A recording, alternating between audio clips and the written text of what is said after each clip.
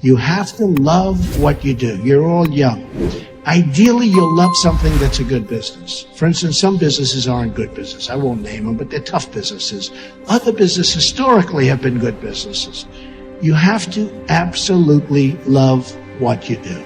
Ideally, love what you do in a good business, but you know what? If it's not necessarily that good, the loving is more important than having that good business. Some people want to be teachers. I mean, some of the happiest people and the most successful people that I know are people that aren't the richest at all. They don't make it all the most money. They're teachers. They're scientists. I know people that are scientists that are like, they can't wait to get to work. They can't wait.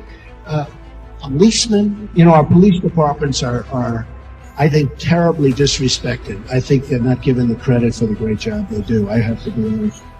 So true.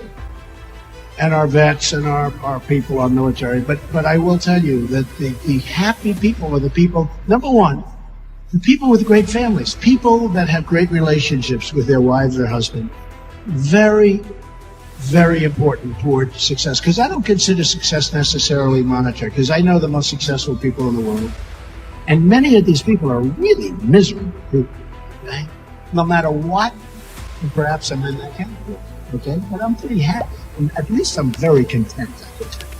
But some of the most successful people in the world, I know like many of them. I don't know all, I guess, but I seem to know all. And they cross my path a lot. And they're not necessarily happy people. They're very wealthy people, but they're, in many cases, extremely unhappy. Now, with all of that, I don't want to talk you out of things because we're talking about success. Most people think success is measured in the form of monetary success. It's not really. I mean, to me, a successful person that has a great family, who loves the family, loves the children, and the children love him or her, to me, that's a much more successful person than a person that's made $1 billion or $10 billion and is miserable and doesn't have a good family and nobody likes the person. And, I've seen them. I think I've seen every type of person there is that God created, if you want to know the truth. And the people are the happiest are not necessarily the people that are the wealthiest, okay? But in terms of monetary success, it does make life easier. You don't have to worry about food and housing and education and sickness. Your doctors, you go to the best doctors, and hopefully that solves the problems. But it does make life easier. And I tell so many stories about different types of people. For instance, you gotta love what you do. You gotta never, ever quit or give up. Never quit. You're gonna be so close. My father used to tell a story. He thought it was funny, but I actually thought it was more of a lesson. He viewed it as funny. And it was about a man who loved the cola business. He loved, soft drinks. That's what he loved. He just loved the business. Isn't it strange how people like different businesses? Look at all these geniuses, the heads of your college. And I think you like this better than politics, too. Don't we like this better? This politics, oh. So what happens is he loved the cola business. And he founded a company. It was called 3-Up. And my father would tell the story, he'd laugh, but I'd listen and I'd say, I don't want to laugh, so listen. And he found his company, 3-Up. And he was very proud, but the company wasn't making it, didn't work, and he gave up, and it was just no good, he went out of business.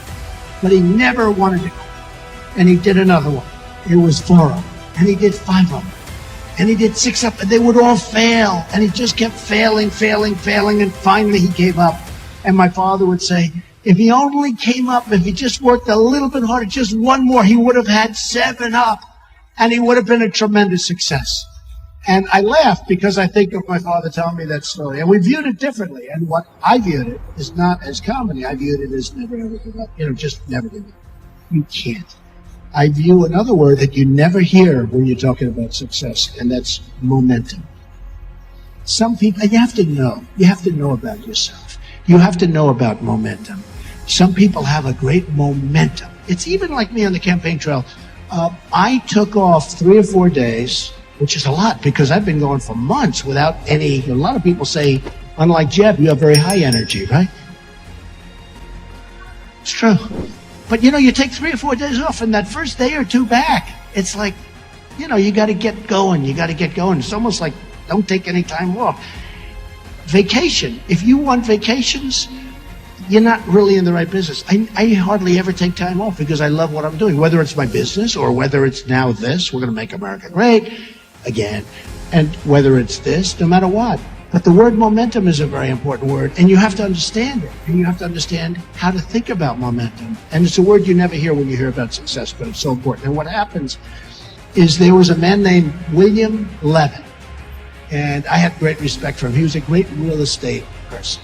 And he was a young man, and he built Levittowns. Has anyone ever heard of Levittowns? Well, Levittowns were these massive housing developments, largely in Long Island, Pennsylvania, different places, but massive. He was really the first of the massive builders of homes. And he was a young man. He did unbelievably, became very, very rich, and everything he touched turned to gold, and it was incredible.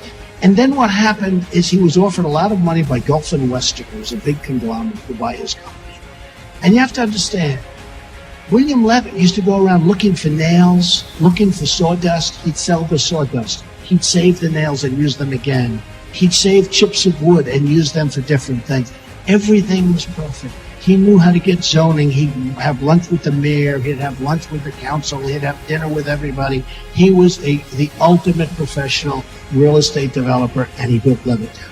Remember, he was the first really large-scale housing sprawl all over the country. Actually, they went all over the world. So Gulf and Western came to him, and they offered him a lot of money, more money than he ever thought possible. And he took it. And he said, oh, boy, this is great. He then retired at a very young age, very, very young. But he was going crazy. He was so bored. He was going absolutely crazy, but they had a restrictive covenant. He couldn't compete. He couldn't do what he knew best, which was building housing. And so he was retired. He moved to the south of France. He bought a magnificent yacht.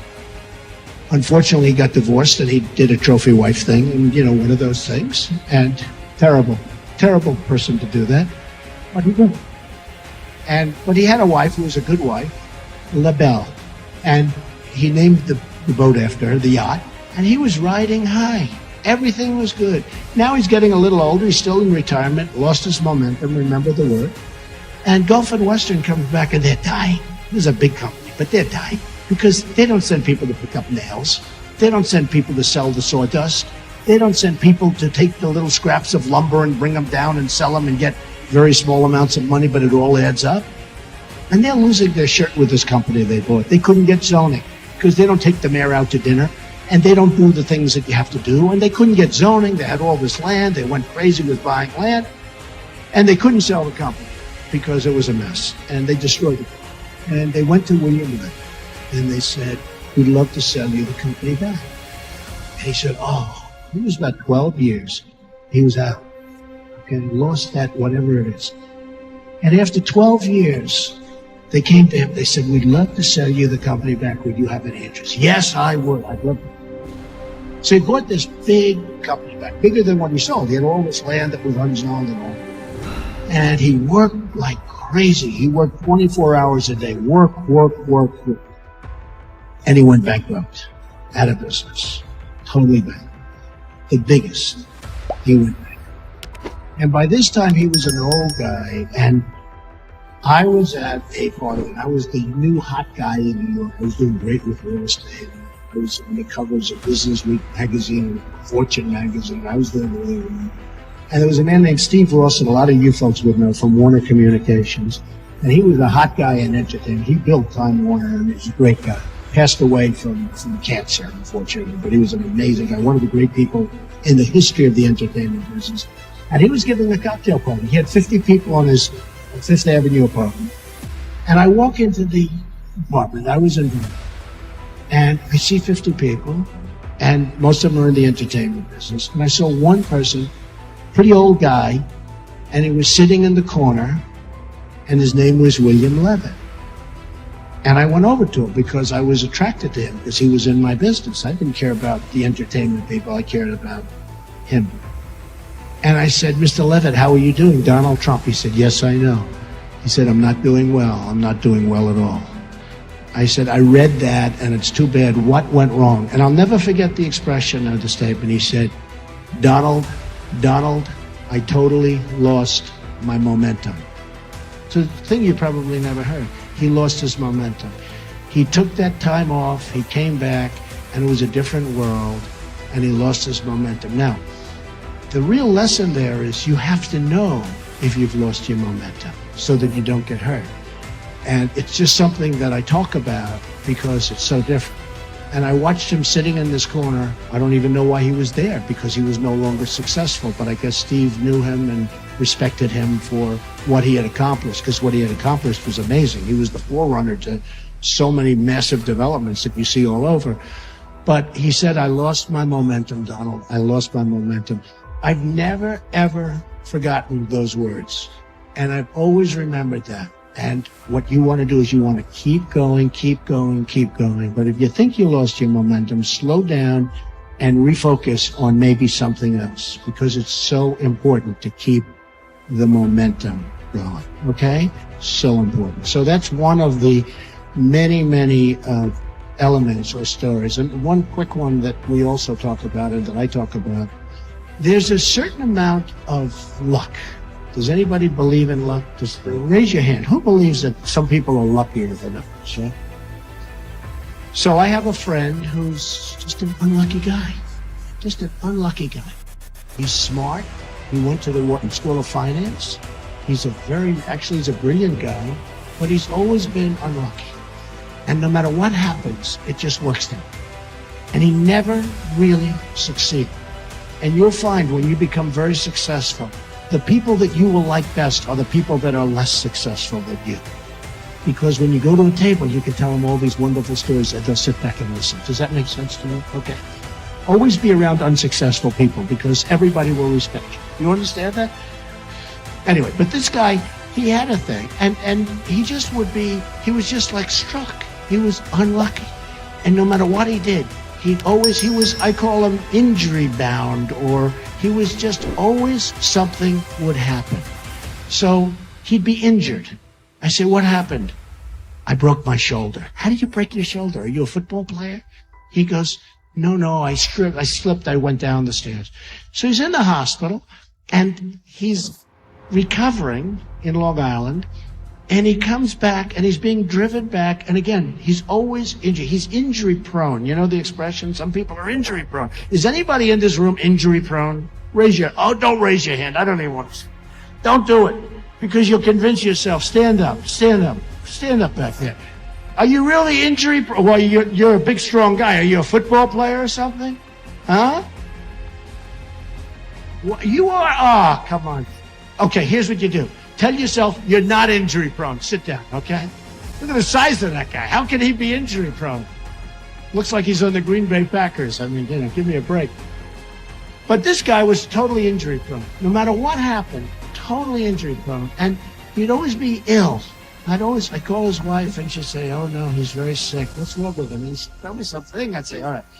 So he had a broken shoulder and now he's coming home. Think of this. He's coming home from the hospital, and he's riding on the Long Island Expressway, which is the longest parking lot in the world, by the way. He's riding on the look because it's so crowded. He's riding on the Long Island Expressway, and an 18-wheeler hits the signs that say to New York City, 10 miles, right? Knocks over a sign. Think of this. He didn't even get hit by the truck. He got hit by a sign. And I call up to make sure he's okay from the previous injury, and the wife says, no, we were taking him home, and what happened is a big truck hit the big sign, the big stanchion, and the sign came down on the road and it hit his car, and now he's really in trouble, and now he's back at the hospital. Well, just like that, there is a certain amount of luck. But the greatest story to me is Gary Player. Gary Player was a golfer, a great golfer, one of the great golfers of all time. And they used to say he's diminutive. He was small. He worked harder than any human being. He worked harder than any other golfer, but he was a small guy. But he hit it good, he hit it far, great golfer. Everybody's heard of Gary, right, from South Africa.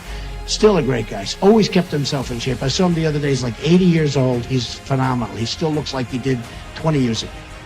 But Gary Player worked hard. And he was the first time, maybe I've heard it again, but he was the one. The harder I work, the luckier I get. That was Gary Player. He worked so hard. And they'd say to him, he'd win the U.S. Open, and they say, where are you going tonight? I'm going to practice. I mean, you just won a tournament and you go into practice. And I have seen people that work really, really hard. They create to a certain extent, because I do believe there could be something with the whole luck thing. But there are people that work hard. Remember that expression, the harder I work, the luckier I get. The harder he worked, he got stronger, stronger, longer, longer. He practiced putting, he practiced chipping. The guy was unbelievable. He won 18 majors, senior and regular. He won like 175 tournaments worldwide, which I think is the record. But he was a hard worker. And he used to say, they'd ask, how do you do this? How are you so successful? He says, well, you know, the harder I work, the luckier I get. And I just think it's a great thing for all of the young people out here and the older people. Hey, I'm still working just as hard. I think I'm working harder in the last 8 months than I've ever worked before in my life. Believe me, but I enjoy it. You have to really work. The harder you work, remember, the harder you work, the luckier you get. So just remember those few little things. Momentum, love what you do, always love what you do, always. One final story on success, because I think it's a great thing. I have a friend who's a guy who was born to a very, very successful Wall Street baron. And the Wall Street baron is a vicious, ruthless, horrible human being, okay? You would not like him for dinner. You'd respect him, but you wouldn't like him. And most of the people in the room would know who he is. One of the big barons of Wall Street. Very, very smart, very vicious, very ruthless, more so than you'd ever see in a movie. You know, they can't make movies about guys like this. And he had a son who's a really nice guy. I have no idea how he produced this son. This son is the nicest human being. And the son was in the father's firm on Wall Street, and the firm is a massive firm. And he was unable to compete really with all the young guns in the firm. And the father sort of understood it, loved his son, but drove his son really terribly. And what happened is the son is at a club. He's a member of a country club out in Westchester. And they were doing a major, major renovation of the clubhouse and the greens and the golf course, a big, big renovation. And people sort of semi-felt sorry for him almost, and they put him in charge. And he was fantastic. He was there at 6 in the morning and 5 in the morning, and he wouldn't leave till 9 in the evening. And the job came in under budget, ahead of schedule. The job turned out to be 10 times better than anyone ever thought. And he was so happy. His wife called me. She said, he's like a new man. He's so, so happy. He's doing this and he's so happy, but he doesn't want to leave the firm because he doesn't want to disappoint his father. I said, his father's already disappointed, just in case you have any questions. I said, he's got to get out of the firm. He's got to get out from those killers. And he wouldn't leave. And I met with him, and I met with him and his wife, and not so long ago. And I said, so what are you going to do? He said, I've got to stay with the firm. I said, you're making a huge mistake. 2 years later, he left the firm. He opened a construction company. He can never do what his father did, but he's so happy. He's doing nicely. He's happy. His family loves him again. They couldn't stand him. He was a miserable, unhappy guy. He could not compete. And he now goes around and renovates buildings and all. He's the happiest guy in the world. And in his own way, his father's too tough to say, but in his own way, his father is proud of what the son is doing. So I only say, really, love what you do, and remember those other little things I told you, okay? So that's enough of success. Do we agree? Do we agree? Is that okay, Mr. Instructors? Okay?